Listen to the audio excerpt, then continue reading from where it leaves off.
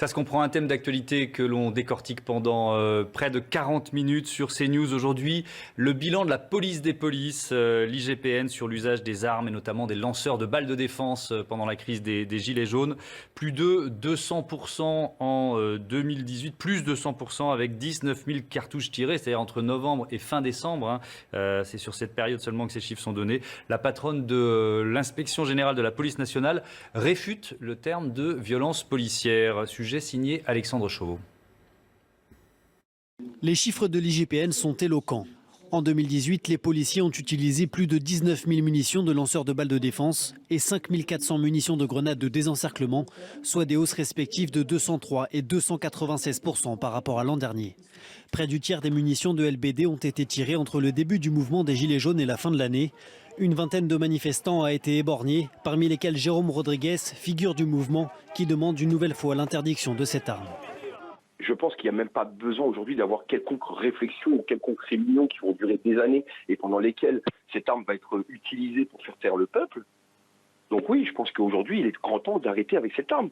La directrice de l'IGPN souhaite en effet avoir à terme une réflexion globale sur l'utilisation du LBD, une question déjà débattue parmi les syndicats de policiers qui maintiennent l'utilité et l'efficacité de cette arme lors des manifestations. Elles évitent le corps à corps et d'autre part, elles évitent surtout l'utilisation de l'arme létale dont sont dotés les policiers et les gendarmes.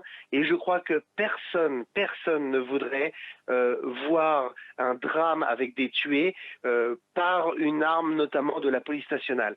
L'IGPN a par ailleurs indiqué avoir fait l'objet de 265 saisines judiciaires depuis le début du mouvement des Gilets jaunes. 40% d'entre elles ont été transmises à la justice. Les forces de l'ordre ont-elles été majoritairement exemplaires? Doit-on ou non parler de violence policière? Faut-il interdire ces lanceurs de balles de défense? Comment maintenir l'ordre face aux casseurs? Voilà quelques-unes des questions auxquelles on va répondre avec mes invités. J'accueille Philippe Deveul, bonjour. Vous êtes avocat, cofondateur du collectif Robe Noire et Gilets jaunes. J'accueille également Philippe Goujon, le maire LR du 15e arrondissement. Bonjour et bienvenue. Ludovic Bréval, bonjour, bienvenue. Vous avez été blessé par justement un tir de LBD lors d'une manifestation de grenade de désencerclement. Merci de préciser. Et également avec nous Denis Jacob, le secrétaire général Alternative Police. Bonjour, on est également en duplex avec Rafik Masmoudi qui est médecin urgentiste à l'hôpital Pompidou. Bonjour, merci d'avoir accepté de répondre à nos questions en direct sur CNews. Voilà, il y a eu toute une... Voilà, ça fait plus de 6 mois que ça dure. C'est samedi à répétition avec beaucoup de manifestations concentrées à Paris. À quelle pathologie avez-vous été confronté? Oui, bonjour. Parfois, on a été confronté à pas mal de pathologies. Heureusement que la majorité, c'est plus des contusions qu'autre chose, mais on a vu quand même des traumatismes, surtout de la face, qui ont engendré des traumatismes assez sévères sur le plan, je dirais, séquelles physiques ou psychologiques. Grave, on imagine que ce sont celles qui touchent le visage. Quelques fractures de la face. Oui, les plus graves, c'est ceux qui touchent le visage, surtout parce qu'on peut perdre un œil, qu'on peut aussi avoir des fractures de la face, des dents, qui peuvent engendrer quand même des séquelles sur le plan, je dirais, après pour pouvoir manger ou pouvoir utiliser, j'allais dire, la mâchoire normalement. Et surtout aussi des séquelles esthétiques pour la suite. Heureusement que ça fait partie des accidents quand même qui restent exceptionnels. Je ne sais pas si vous pouvez répondre à cette question, parce que ça touche peut-être à la vie privée, mais avez-vous eu le sentiment que les patients qui arrivaient avec ces pathologies, c'était des casseurs, c'était des manifestants entre guillemets de base? Bah écoutez, en général, je suis médecin, je ne rentre pas dans ces détails-là. Donc, en tout cas, lors d'une manifestation, les pompiers ramènent, ou le SAMU ramène des patients. Moi, je suis là pour les soigner. Effectivement, je ne pose pas la question est-ce qu'ils sont des casseurs ou autre chose. Moi, je m'arrête à mon rôle de médecin. Donc, il y a le secret médical et en même temps, mon rôle, c'est d'essayer de leur donner le soin le plus adapté par rapport à leur traumatisme. Oui, je me doutais de la réponse, mais il fallait que je vous pose quand même la question. Les urgences sont en grève depuis 3 mois. Ce surcroît d'activité samedi après samedi, est-ce que ça a participé de cette accumulation de fatigue que j'imagine vous et vos collègues ressentez en ce moment?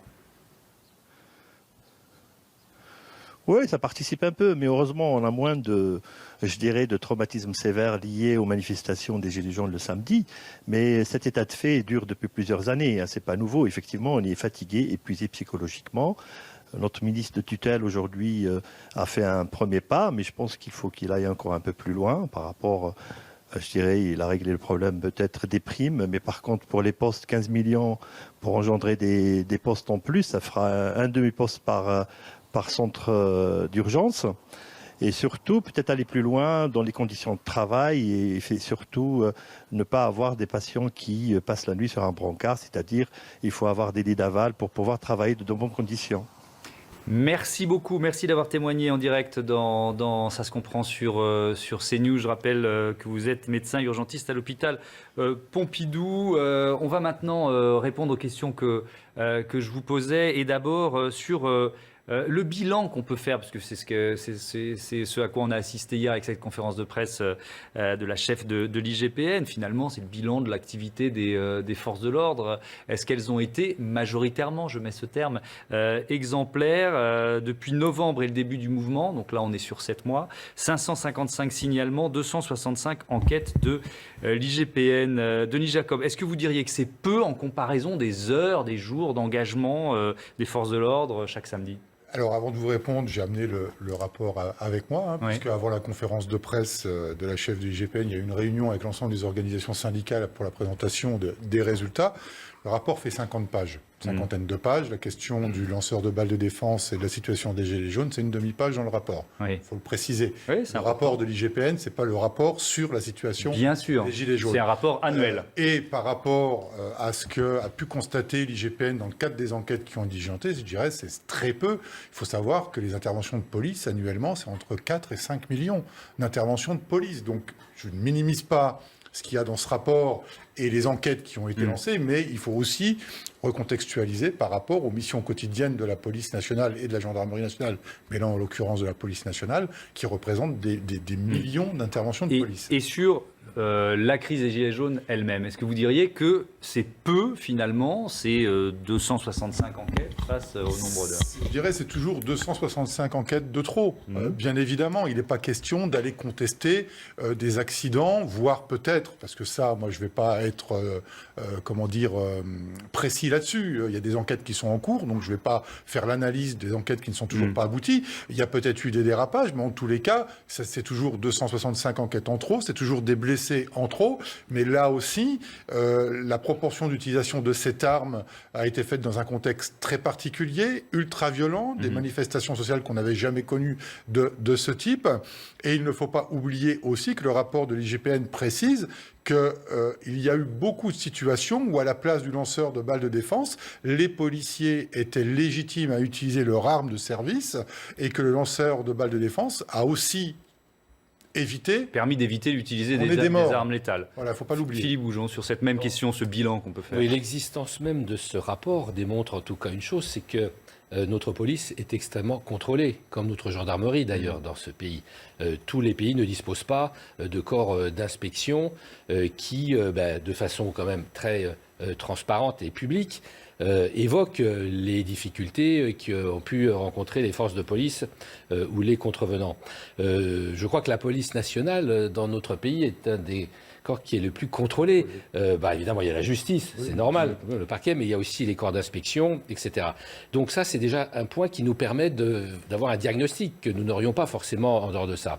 Et ça, je crois qu'il faut souligner, ça renforce le caractère républicain, finalement, de nos forces de l'ordre, gendarmerie comme police nationale, qui sont très réglementées, très rigoureusement contrôlées, et notamment en maintien de l'ordre. D'ailleurs, la France a été de tout temps donné en exemple à d'autres forces de police étrangères pour sa maîtrise des opérations d'ordre public, pour son organisation. Et bien des polices dans le monde se sont civilisées, si je peux dire, c'est-à-dire qu'elles sont passées d'un état militaire à un état civil. Ouais, enfin là, pardon, je vous interromps, parce que c'était au mois de février, avait voté une résolution. Alors, qui visait la France sans la nommer. La France n'était pas nommée, mais en disant recours à des interventions violentes et disproportionnées par les autorités publiques lors de protestations et de manifestations pacifiques.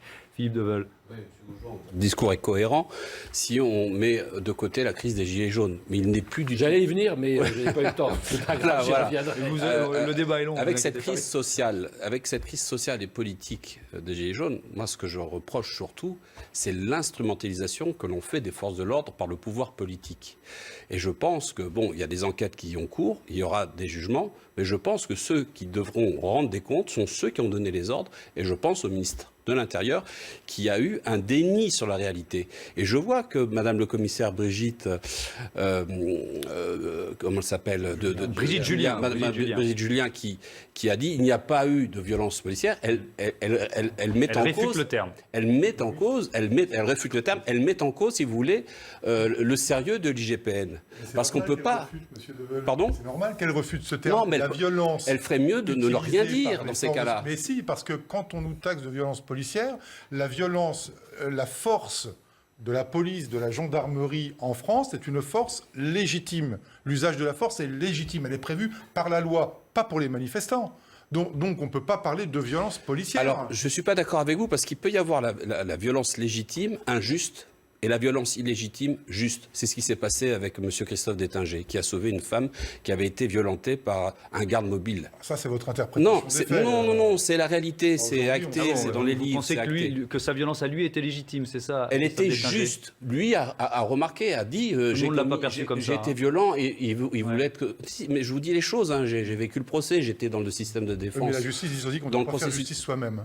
Mais, vous savez. Mais attendez, quand il y a une femme qui se fait violenter, combien d'hommes qui ont un instinct protecteur ont envie de porter secours à cette femme? Bon, on ne va pas rester centré sur le cas de Christophe Détinger. En revanche, Ludovic Gabriel, j'aimerais que vous nous expliquiez comment vous avez été blessé. Alors moi, tout simplement, en sortie de manif, j'allais rejoindre mon véhicule. Donc j'ai reçu des projectiles qui me sont venus de derrière, apparemment. Donc j'ai des témoins. En l'occurrence 3 témoins, mais l'enquête est en cours. Je ne peux pas vous dire qui m'a envoyé quoi. Enfin, je sais que c'est une grenade de désencerclement parce que je l'avais plantée dans la joue, donc forcément, je sais ce que c'est. Donc l'enquête est confiée à l'IGPN, à Madame Valenti. Donc elle est en cours. Je ne peux pas vous en dire plus que ça. Donc votre cas fait partie des 265 enquêtes qui ont été ouvertes. Oui, c'est ça. Elles sont ouvertes aussi parce que le parquet systématiquement saisit l'IGPN. 265 enquêtes, pourquoi? Parce qu'à 263, à partir du moment où il y a eu plainte, le parquet a saisi automatiquement l'IGPN. Je ne sais pas si c'est automatique, 555 signalements, 265 enquêtes. Les signalements ne sont pas des plaintes. D'accord. Ce qui est important de préciser, c'est que ce n'est pas la police qui enquête sur la police. Il y a une enquête effectivement de police, il y a deux mais c'est enquêtes, sous couvert administratives et oui, judiciaires. Mais ça reste quand même sous couvert globalement. La grande majorité, 90% des affaires sont sous couvert soit du parquet, soit sous couvert du juge d'instruction. Sur ce terme de violence policière, je vous propose, vous l'avez cité, d'écouter justement Brigitte Julien. Donc c'est la nouvelle depuis quelques mois, patronne de l'IGPN.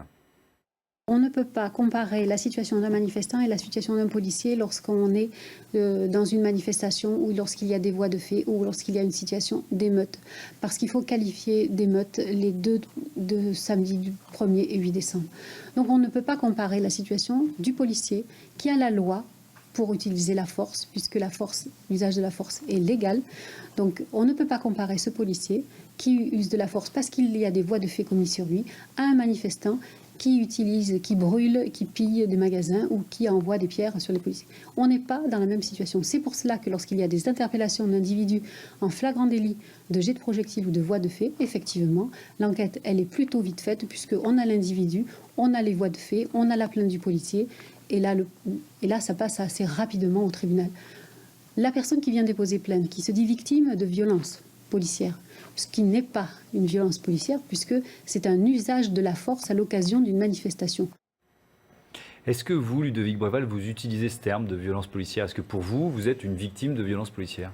Je ne sais pas qui m'a tiré dessus, mais je ne sais pas. Je ne peux pas vous dire si c'est une violence policière. Après, j'en ai pas vécu sur les manifestations personnellement, mais j'ai des amis qui en ont vécu, oui.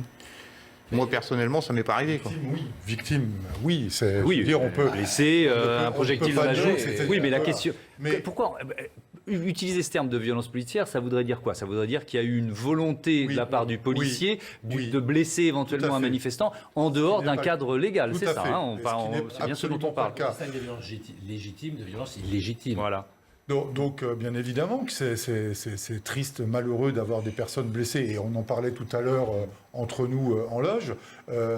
Malheureusement, quand on est sur un théâtre de manifestations aussi violentes comme on les a connues, notamment le 1er décembre et le 8 décembre, et qu'on a des manifestants qui viennent revendiquer légitimement des choses de manière pacifique, qui sont pris entre guillemets entre deux feux, eh bien malheureusement, on n'est pas à l'abri de dommages collatéraux, et c'est ce qui s'est passé pour monsieur. Et c'est très regrettable. Oui, mais on n'est pas en guerre.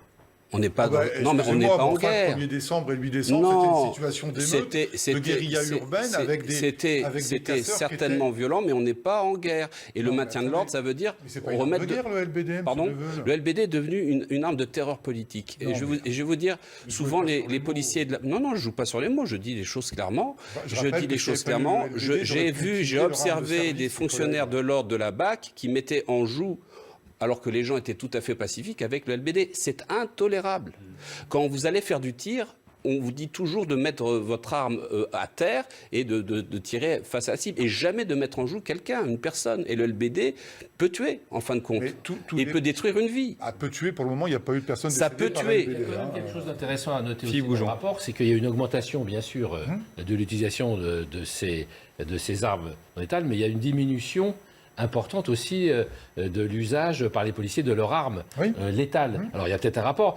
Non, mais ce que je voudrais dire, c'est 26% de baisse. Voilà, c'est que des armes. La doctrine, jusqu'à présent, elle est en train d'évoluer, bien sûr, mais de l'ordre public, du maintien de l'ordre plutôt dans notre pays, c'était le maintien à distance. Alors comment maintient-on à distance? Alors c'est vrai, moi j'étais tout à fait favorable à ce qu'on réintroduise, par exemple, les camions lance-eau, qui sont beaucoup plus doux, si je peux dire. Exactement. Ça, ils avaient été supprimés pendant des années à cause d'une manifestation d'infirmières qui avait mal tourné il y a quelques années. Ils ont été réintroduits. Les camions lance-eau permettent de dissuader sans qu'il y ait ce type de dommages tout à fait malheureux. J'ai aucune blessure qui est revenue. Deuxièmement, c'est vrai qu'il y a aussi les unités constituées et les unités de marche. Les unités constituées, escadron gendarmerie mobile, compagnie privée de sécurité, qui sont extrêmement aguerris, entraînés formés à ça. À l'usage de ces LBD et autres grenades de désencerclement. C'est peut-être moins le cas de ce que pourrait qualifier d'unités de marche, comme les Braves, etc., qui ont été constituées avec des forces de police. C'est qu'ils ne sont pas des spécialistes du maintien de l'ordre, et qui sont celles qui ont le plus utilisé. Vous êtes un grand connaisseur effectivement du maintien de l'ordre, des techniques de maintien de l'ordre. Est-ce que vous pensez qu'il faut interdire ces Non, LBD? d'aucune façon. Je pense qu'il y a une question de formation, de davantage de précision, de réglementation. C'est vrai que ce ne sont pas des armes extraordinairement précises, surtout quand on tire en manifestation. Vous voyez, par exemple, vous tirez avec un LBD sur quelqu'un, si au moment où vous tirez, où vous avez l'ordre de tirer, effectivement, la pas, mais quand elle arrive, le manifestant a pu bouger de quelques centimètres et il se prend la tête dans l'œil. Il y a des choses comme ça aussi. Et il y a aussi le fait que ces unités qui ne sont pas spécialisées dans le maintien de l'ordre, c'est elles qui ont fait le plus usage des LBD. Alors, manque de formation, certainement, M. Goujon. Mais il y a une chose qu'il faut dire. Insuffisance, oui, de formation. Le bémol, c'est-à-dire que... Les compagnies n'ont pas le temps. On avait, avant le LBD, il y avait le flashball, qui était une boule plus souple et qui ne pouvait pas pénétrer dans l'orbite et nucléer quelqu'un. Et là... On a choisi le LBD en 2005, c'est pas sous votre responsabilité, vous n'y étiez pas aux affaires, mais c'était en 2015. Je suis toujours pas, donc je serai un jamais, jour peut-être, mais en 2015, le choix du LBD a été fait et on a même changé le calibre. On a pris un LBD plus lourd. Alors, Denis Jacob, c'est un peu technique, mais est-ce que ces armes sont effectivement plus dangereuses que les précédentes? Non, mais c'est une polémique que l'on a à chaque fois qu'il y a un problème avec une arme dont on est doté. On a eu la polémique avec la matraque télescopique quand on a eu l'affaire Théo, elle a été pointée du doigt. On a eu la problématique de ce qu'on appelle les tasers, les pistolets d'impulsion électrique, quand on a eu des personnes qui sont décédées à la suite de l'utilisation par un arrêt cardiaque, parce que c'était des gens qui étaient fragiles et qui avaient des antécédents cardiaques. Et à chaque fois qu'on utilise une arme non létale dans la police nationale, il y a polémique. Bon, ça fait partie peut-être de la culture française, mais il y a un sujet sur le maintien de l'ordre, il ne faut pas le nier. On a toujours, M. Goujon le disait très justement, on a toujours été habitué à faire du maintien de l'ordre, de maintien chacun à distance. Aujourd'hui, on constate depuis les manifestations contre la loi El Khomri de 2016 qu'on est dans un cadre de manifestations particulièrement violentes et de contact direct. Pour lequel on doit, nous, s'adapter aujourd'hui parce qu'on n'est pas formé pour ce type de maintien de l'ordre. Et peut-être qu'il faut adapter aussi les moyens mis à notre disposition, les canons à eau notamment, mais également ce qui est utilisé en Allemagne, et je l'ai demandé publiquement au ministre, par exemple, quelque chose de beaucoup plus porteur au niveau des instructions qui sont données par les forces de sécurité quand on fait la dispersion des manifestations, par exemple avec ces véhicules qu'on a en Allemagne, avec des haut-parleurs hyper puissants, pour que tous les manifestants comprennent les ordres qui sont donnés par les forces de sécurité. Alors justement, Ludovic Bréval, est-ce que vous, il y a eu un ordre de dispersion? Dans quelle situation vous étiez? Est-ce qu'il y avait des casseurs autour de vous, par exemple? Oui, il faisait moitié sombre, c'était fin de nuit, il était 17h30, 18h, j'ai rien entendu. J'étais seul sur le trottoir, je marchais, donc je suis passé à côté d'un distributeur et là j'ai vu que ça a pété de tous les côtés. C'était le carnaval, quoi. Donc il y avait quand vous dites ça, il y avait des casseurs autour de vous? Non, mais j'ai reçu des grenades par derrière. J'ai vu des éclairs voler. La dispersion n'a pas été bien compris, bien entendu. Moi j'ai rien entendu. J'ai entendu quelque chose, j'imagine que ça paraissait au milieu de la D'ailleurs, on voit des images de ce qui vous est arrivé ce jour-là. Aujourd'hui, ça va mieux.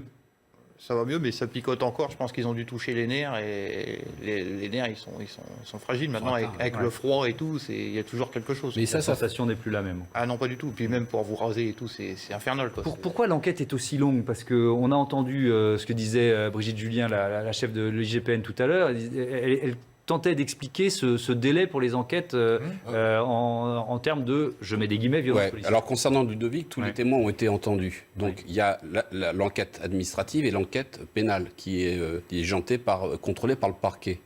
Donc dès lors que l'enquête administrative est terminée, le parquet a la main sur la mise en place de l'affaire en disant voilà, il y a une poursuite et il va y avoir une mise en cause et donc il y aura procès. Pour le moment, on n'a pas de retour. Jusque-là, on n'a toujours pas de retour. Mais la machine fonctionne, c'est ce que disait. Oui, d'après les propos du procureur, et la machine fonctionne puisqu'il est prévu de passer devant le tribunal correctionnel des fonctionnaires qui ont été mis en cause dans la crise des Gilets jaunes. Donc il n'y a pas de volonté politique d'écraser. Alors pour le moment, c'est des effets d'annonce parce ça peut rester des effets d'annonce. Il faut du concret. Sauf que le procureur de la République que je rencontrais il y a quelques semaines me disait que l'activité de son parquet allait être obérée par ces affaires de Gilets jaunes pendant des mois et des mois. Il est obligé d'y consacrer énormément de moyens. Et évidemment, il y a aussi d'autres affaires à traiter, notamment de terrorisme et autres. Et c'est vrai que ça prend beaucoup plus de temps. Oui, 163 jours en moyenne pour une enquête sur des violences, enfin les enquêtes de l'IGPN. Voilà, je vais dire ça pour pas employer le terme violence policière. Il y a même, je dirais, il n'y a pas du tout la volonté d'étouffer quoi que ce soit. Donc déjà, le rapport de l'IGPN est très transparent, mais de la part de la justice et du pouvoir politique, je ne le pense pas non plus, parce que quand on a un procureur de Paris, et il y a eu une montée au créneau, vent debout des syndicats de police par rapport à ces déclarations, de dire qu'il y aura des sanctions avant même qu'il y ait eu procès, voilà, de la part d'un procureur, c'est un peu étonnant. Ce qui est choquant aujourd'hui, c'est le déni. Le déni de la part du ministre de l'Intérieur, le déni de Madame le commissaire divisionnaire de l'IGPN. Non, il n'y a pas de déni. Il y a eu un déni sur les violences. Regardez les fonctionnaires qui ont giflé des manifestants. C'est pas acceptable. Il y aurait dû avoir une mise à pied. Il n'y a pas eu de mise à pied. Ce fonctionnaire de l'ordre, des forces de l'ordre. Attendez. Ils ont été auditionnés. Non, mais attendez, ça dépend. Non, la mise à pied, ça dépend pas d'un dépôt de plainte. Ça dépend de la hiérarchie. Il y a un commandement. On a les armées à l'image des généraux. On a les armées à l'image des généraux. Il n'y a pas de laxisme de la part de l'IGPN quand on sait que l'IGPN a fait 337 propositions de sanctions et que l'administration policière en a pris 2030 en 2018. Donc on ne peut pas dire qu'il y a laxisme. Oui, mais vous savez, aux statistiques, on peut leur donner... non, il n'y a pas de statistiques, c'est des faits. 337 toutes les pistes qu'on veut, toutes les options qu'on veut. Voilà. Moi, je vous parle des choses qu'on a vécues ces 7 derniers mois, avec des souffrances. Regardez, Ludovic, c'est pas agréable ce qu'il a suivi. Il y a des gens qui perdent un œil, c'est pas agréable du tout. Ça change votre vie et c'est à vie. Ça ne pousse pas un œil. Personne ne minimise ça, mais il ne faut pas non plus minimiser ce que les policiers ont subi. Il y a aussi des Non, policiers non, qui ont mais été je ne mets pas en blessés. cause Plus du de tout. 2000. Je ne mets pas du Plus de tout en 2000 cause policiers les blessés policiers. Moi, ce que je mets en cause, c'est le Mais personne commandement. n'en parle, monsieur C'est Deveul. les instructions. Personne n'en parle, par contre. Ça, je suis d'accord avec vous, mais à chaque fois, on nous pose des questions, on a peu de Voilà. temps, et je suis tout à fait compatissant à vos Je blessés. sais bien, je sais. Ouais. Voilà. Philippe Ce Bougeon. qui est aussi un peu regrettable, c'est le changement de pied de l'administration du ministère de l'Intérieur, notamment le ministre de l'Intérieur, vous avez raison de le mettre en cause, qui, lorsque les manifestations donnent lieu à des exactions trop nombreuses, bien évidemment, renforce, si je peux dire, les instructions au service de police pour que ce soit un peu plus viril. Et puis, lorsqu'il y a des blessés, demande de lever le pied. D'ailleurs, Il n'y a pas une cohérence de ligne suffisamment voilà. claire. Alors c'est maintenant, ce que il y a vous une dites. cohérence, mais pendant Oui. quelques mois, ça a flotté à tel point que d'ailleurs, le directeur de la sécurité publique de Paris, excellent fonctionnaire, d'ailleurs, monsieur Dupuche, a été sanctionné parce qu'il avait commis une note, d'ailleurs qui était une note reprise de la DGPN, de la Direction générale de la police nationale, qui demandait qu'on change les munitions des lanceurs de défense pour qu'elles soient moins puissantes et qu'il y ait moins de dégâts. Eh bien, le ministre de l'Intérieur l'a sanctionné pour ça. C'est pas tout à fait ça, M. Goujon. Enfin, en tout cas, il y a aussi un c'était problème de le- coordination entre les différents services Oui, dans mais ça, très bien. l'organisation de la Mais- manifestation. Mais Est-ce que- il y a eu de bonnes réformes, d'ailleurs. Est-ce de qu'on fusion, pouvait faire des- autrement des- après ce qui s'est passé à l'Arc de Triomphe, le saccage de l'Arc de Triomphe, il y a un avant et un après. Est-ce qu'on peut pas faire autrement que de donner des consignes d'intervention plus directes, d'aller au contact? Le problème, le maintien de l'ordre, ça s'improvise pas, Oui. Thomas Hugues. Ça s'improvise pas. Donc on a une doctrine d'emploi qui existe depuis des décennies. Nous, on avait commencé à Oui, mais alerter- si elle a failli, pardon de vous interrompre, le jour du saccage de l'Arc de Et Triomphe, oui, c'est mais quand même quelque chose qui a pas quand on fonctionné. oui, mais le problème, c'est que le maintien de l'ordre, il faut l'adapter. On l'adapte par rapport à des faits, et c'est que quand les faits se sont produits, qu'on l'adapte, ce qui est en train de se faire. Mais l'adaptation d'un maintien de l'ordre, ça ne se fait pas en 24 heures. Il faut établir la nouvelle doctrine du maintien de l'ordre, et puis après, il faut former. Mais je crois que ce qui a été fait est très utile. Par exemple, on a laissé plus d'autonomie aux forces de Bien terrain, sûr, qui ont une meilleure connaissance de la situation qu'une salle d'état-major très loin. sûr. On a mis en place des unités pour aller interpeller les casseurs, parce que c'est surtout les casseurs qu'il faut interpeller, c'est pas Bien les sûr, manifestants bien qui ont un droit totalement légitime à manifester, à s'exprimer. Il est nécessaire aussi d'interpeller, moi c'est ce que je vois depuis très longtemps, en amont, un certain nombre de casseurs récidivistes reconnus. C'est dommage que dans la loi anti-casseurs, par exemple, L'article 3. l'article 3 qui permettait d'interdire de manifester un certain nombre de casseurs récidivistes condamnés par la justice, et moi je demandais même qu'ils aillent pointer au commissariat, d'ailleurs pendant la manifestation, n'ait pas été retenu, était plutôt invalidé par le Conseil constitutionnel. Donc il y a beaucoup de mesures aussi qui peuvent éviter ce genre d'incident, bien sûr. Les casseurs existaient avant le mouvement des Gilets jaunes. Oui, mais- Ils se sont agrégés. Et je pense C'est même vrai. qu'il y a une manipulation de la part du gouvernement d'associer les casseurs aux Gilets jaunes. C'est vrai, mais le gros On problème peut des aussi, Gilets on peut jaunes, aussi c'est- dire que les Gilets jaunes ont continué d'appeler à manifester alors qu'ils savaient très bien que les casseurs allaient en Ils vont profiter. rester dans Oui, leurs il y a eu des- revendications. Ah oui, mais bon. On est dans une crise sociale. Il y a eu des appels de grands leaders On peut, être aussi, Mais on si, peut aussi si, faire si, appel il y a à eu un un sens, traitement je sais pas, un sens politique. civique, à un sens de la responsabilité. Du président de la République à son discours à l'OIT de Genève, il a dit on aurait dû traiter la crise, mais quand même ça fait 7 mois. Le réveil est un peu tardif. Ça aurait pu être réglé dès le mois de novembre. Non, mais on aurait eu moins de difficultés. Eh ben voilà, avec il y aurait- la manifestation on serait des pas là Gilets pour jaunes parler si elle avait des été violences. organisée, On est d'accord, mais préparée. c'est d'abord qui des sont les causes premiers politiques. responsables Voilà. des violences Pardon Qui sont les premiers responsables des violences? Moi, je pense que ce sont des erreurs politiques. C'est pas les casseurs pour vous?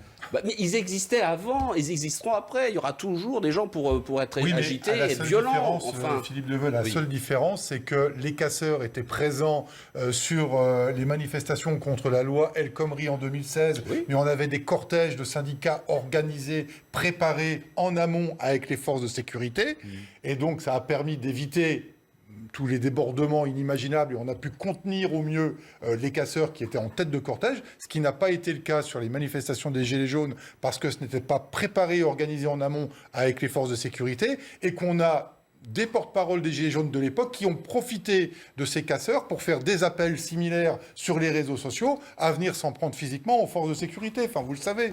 écoutez, il faut d'abord dire qui l'a fait, qui l'a dit, parce qu'il faut des choses précises. Mais M. Drouet, par exemple, l'a dit à plusieurs reprises sur les réseaux sociaux. Non, il a demandé des convergences, mais il n'a pas demandé un appel à la on joue sur violence. les mots, là. Non. Et puis je vais vous dire la façon dont a été interpellé M. Drouet le 2 janvier, et j'étais présent, c'était scandaleux. C'est pas une bête, c'est un être humain.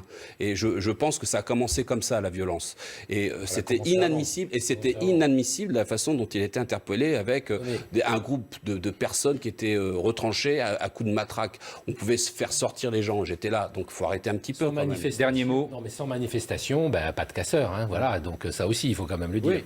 Merci à tous les quatre d'avoir participé à ce débat. Ce qu'il faut en retenir, donc les chiffres, qui sont les chiffres donnés par l'IGPN. En 2018, les policiers ont utilisé plus de 19 000 munitions de lanceurs de balles de défense, 5 400 pour les grenades de désencerclement.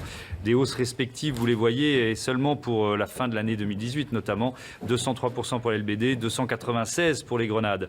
La police des polices impute cet accroissement aux opérations menées lors des manifestations de Gilets jaunes entre le 17 novembre et le 31 décembre. Et puis, je voulais rappeler cette résolution du Parlement européen qui avait condamné le recours disproportionné à la force sans cibler un État en particulier, mais en pensant très fort à la France. Voilà pour l'essentiel, on passe aux chroniques de Ça se comprend.